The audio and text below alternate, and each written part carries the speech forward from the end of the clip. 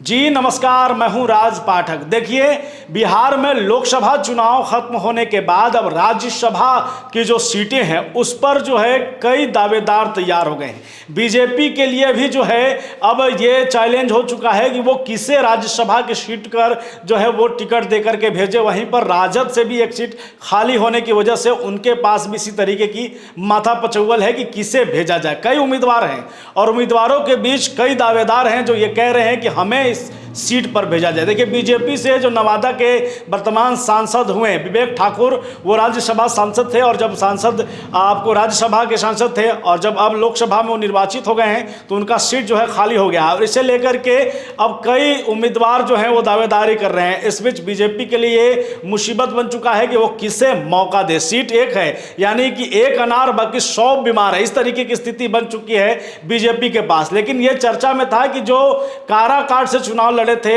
उपेंद्र कुशवाहा, रालोमो के राष्ट्रीय अध्यक्ष हैं, वो वहां से चुनाव लड़े थे और तीसरे नंबर पर गए थे। लेकिन कुशवाहा का जो बड़ा वोट बैंक है वो उपेंद्र कुशवाहा के साथ दिखता है, इसलिए कहा जा रहा है कि वो इस रेस में सबसे आगे हैं। वहीं पर दूसरे नंबर पर हैं आर.के. सिंह, पूर्व केंद्रीय मंत्री, आरा से बीजेपी के टिकट पर चुनाव लड़े थे, वो भी चुनाव हार गए और वो दूसरे नंबर पर है। राजपूत नेता के तौर पर वो जाने जाते हैं, तो वो दूसरे नंबर पर हैं, या यूं कहें कि पहले नंबर पर। रेस में आगे पीछे लोग हैं, लेकिन आज हम जिसकी चर्चा करने वाले हैं वो इन सब से अलग है। लेकिन सबसे पहली पसंद जो है वो बीजेपी के जो बड़े आलाकमान है या प्रधानमंत्री मोदी की सबसे पहली पसंद वो बने हैं। हम उनकी चर्चा आपको करने वाले हैं, लेकिन उससे पहले यादव समाज के एक और नेता हैं जो पाटलिपुत्रा से रामकृपाल यादव, जो सांसद थे, इस बार मीसा भारती ने उन्हें चुनाव हराया है, वो भी इसमें बड़े दावेदार है। देखिए, पाटलिपुत्रा से जो रामकृपाल यादव हैं वो बड़े कद्दावर नेता हैं, राजद छोड़कर बीजेपी में आए थे, लगातार वो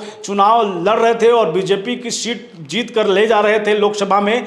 अब ये कहा जा रहा है कि बीजेपी राज्यसभा को लेकर के उन्हें रिटेन कर सकती है, अपने पास बुला सकती है। लेकिन इन सब के बीच जो अभी सबसे बड़ा चर्चा में है, जिसके नाम की चर्चा है, जो पहली पसंद प्रधानमंत्री मोदी अमित शाह की बनी हुई है, वो है आपको शिवहर की पूर्व सांसद रमा देवी। देखिए, रमा देवी लगातार 3 टर्म से बीजेपी की जो है शिवहर से सांसद थी और इस बार जो है बीजेपी ने शिवहर सीट को जदयू के खाते में दे दिया, जिसके बाद रमा देवी चुनाव नहीं लड़ी और जदयू वहां से जीत भी जाता है। देखिए, जहां जहां से बीजेपी ने टिकट पर उम्मीदवार उतारे वहां वहां उनके उम्मीदवार जो है उनका हार जाते हैं चुनाव। लेकिन रमा देवी का जब टिकट कटता है किसी तरीके का कोई विरोध नहीं करती हैं और वैश्य समाज से वो आती हैं। देखिए, इस लोकसभा चुनाव में वैश्य समाज भी कहीं ना कहीं रमा देवी के टिकट काटने की वजह से नाराज था। वहीं पर अगर चर्चा करें तो आपको कुशवाहा समाज को टिकट नहीं देना भी बीजेपी को भारी पड़ गया।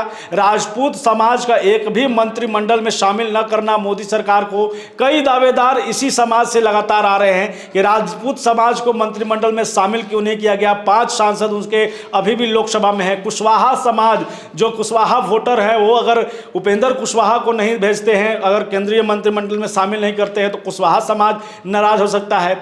लेकिन अब इसकी परवाह कोई नहीं कर रहा। सबसे आगे रेस में आ गई हैं रमा देवी। रमा देवी जो कि वैश्य समाज से आती हैं और बीजेपी से लगातार 2009, 2014, 2019 से सांसद रही हैं। वो आपको बीजेपी की कद्दावर नेता हैं, बड़ी नेता हैं, उनका नाम अब रेस में सबसे आगे चल रहा है। देखना ही होगा कि जब इसका चुनाव होगा तो फिर बीजेपी किसे टिकट देती है। बने रहिए हमारे साथ, तब तक के लिए धन्यवाद।